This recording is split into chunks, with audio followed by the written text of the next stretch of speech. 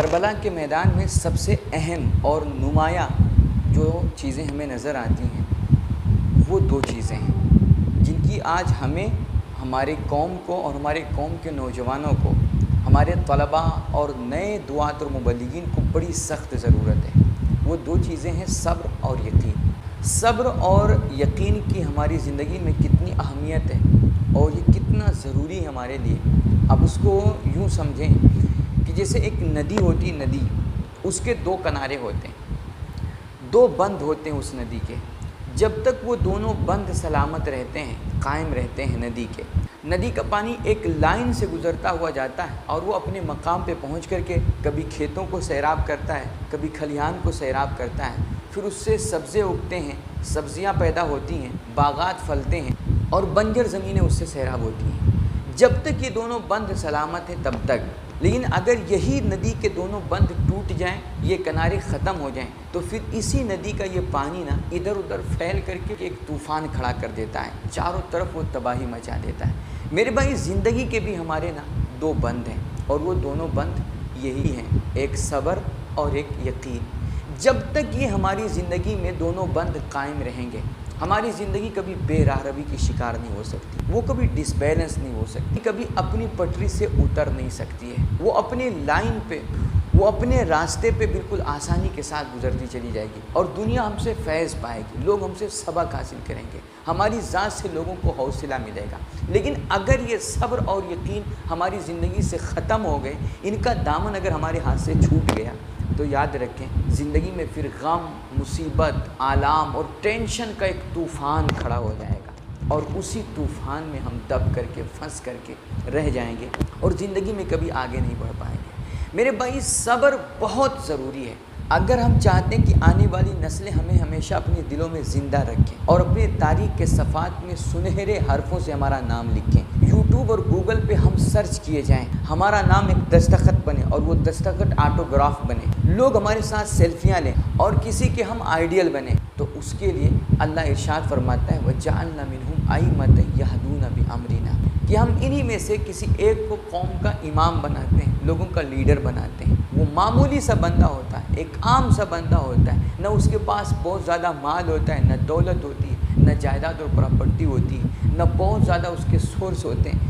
کوئی مضبوط back ground بھی نہیں ہوتا، مگر اسی ایک معمولی بندے کو ہم لوگوں کا امام بناتے ہیں، لوگوں کا رہنما بناتے ہیں، جو ہمارے حکموں کے تحت پرفارم کرتا ہے۔ مگر کب؟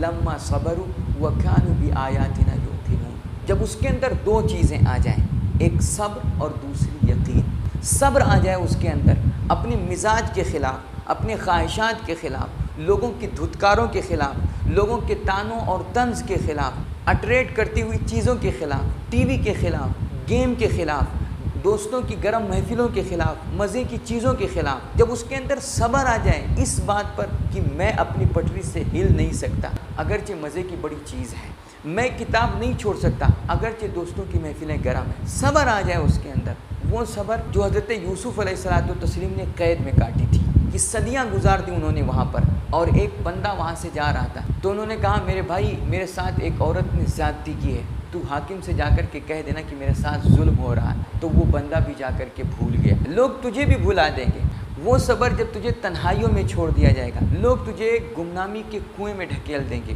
وہ صبر جب کسی کو محسوس بھی نہیں ہوگا کہ تیرے کلیجے میں درد کتنا ہے، وہ صبر جب تیرے آنسوؤں کا لوگ مذاق اڑائیں گے، وہ صبر جب لوگ تیرا لوہا نہیں مان رہے ہوں گے، وہ صبر جب لوگ جانتے بھی ہوں گے کہ تو حق پر ہے مگر پھر بھی وہ تیری بات نہیں سنیں گے۔ اللہ کہتا ہے اگر ہم پہاڑ بھی چلا دیں، وَقُطِّعَتْ بِهِ الْأَرْضُ، اور زمین کو پھاڑ دیں، وَكُلِّمَ بِهِ الْمَوْتَىٰ، اور مردے بھی اٹھ کر کے کلام کرنے لگ جائیں، مگر پھر بھی میرے حبیب یہ لوگ تیری بات نہیں سنیں گے۔ اس وقت کا صبر، وہ صبر جب تیرے کلیجے پہ تنقیدوں کے چھرے چلیں گے، وہ صبر جب حق بات کہنے پہ اور حق کے راستے پہ زندگی گزارنے پر تیرا بائیکاٹ کیا جائے گا، تیرے نظریات کا مذاق اڑایا جائے گا،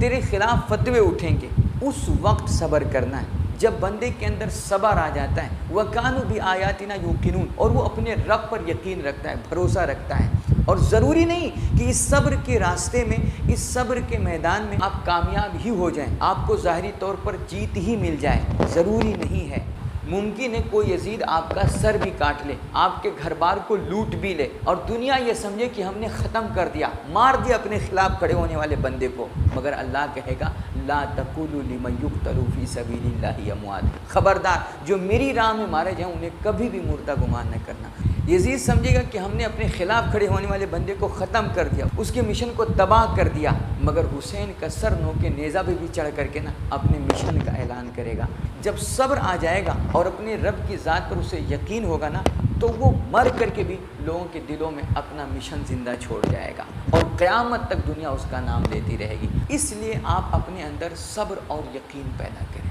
اپنے رب کی ذات سے کبھی امید نہ ہو۔ اللہ فرماتا ہے انا عند ظن عبدی، میں اپنے بندے کے ساتھ ویسا ہی معاملہ کرتا ہوں جیسا وہ میرے ذات سے امید رکھتا ہے، میں اپنے بندے کے گمان کے مطابق اس کے ساتھ معاملات کرتا ہوں۔ لہٰذا آپ اللہ کی ذات پہ یقین رکھیں، وہ ہمیں کبھی ضائع نہیں کرے گا، وہ ہماری محنتوں کا صلہ ہمیں ضرور عطا کرے گا۔ آپ صبر کا دامن کبھی نہ چھوڑیں اور اپنے رب کی ذات پہ ہمیشہ یقین رکھیں۔